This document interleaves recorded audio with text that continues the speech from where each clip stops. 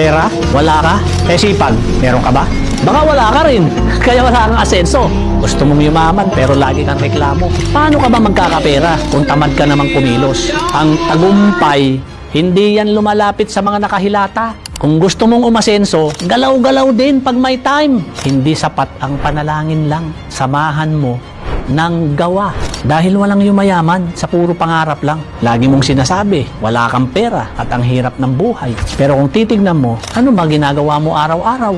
Gising sa tanghali, tapos puro cellphone lang. Wala kang ibang ginawa kundi tumambay. Paano ka aasenso? Wala ka namang ginagawa. Kahit gaano ka katalino at kagaling.